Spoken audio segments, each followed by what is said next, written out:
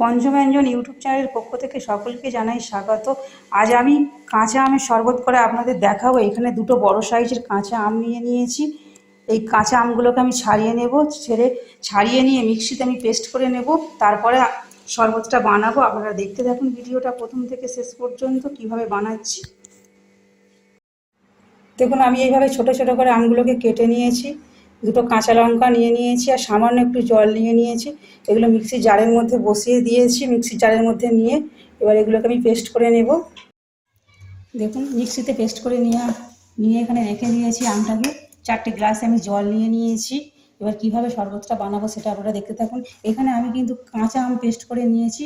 আপনারা অনেকেই হয়তো সিদ্ধ করে পেস্ট করেন, কিন্তু কাঁচা আমের উপকারিতা অনেক বেশি, তাই এখানে আমি কাঁচা আম পেস্ট করে করেছি।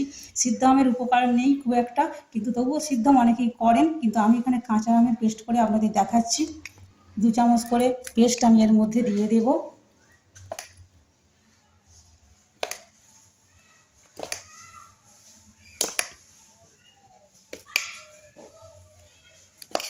এখানে দুটো বড় সাইজের আম নিলে 5 গ্লাসের মতো হবে। এখানে আমি 4 গ্লাস করেছি।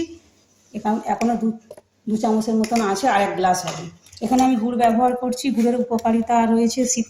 গরমের সময় গুড়ের শরবত খেলে শরীর ঠান্ডা হয়, এটা আমরা সবাই জানি।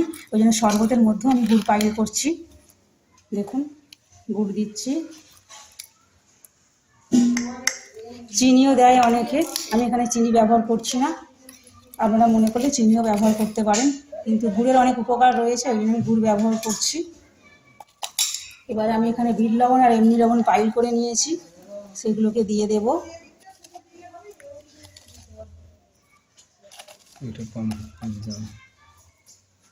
যে যেমন লবণ আর মিষ্টি খাবেন সেই অনুযায়ী দেবেন। এখানে আমি গোলমরিচ গুঁড়ো নিচ্ছি।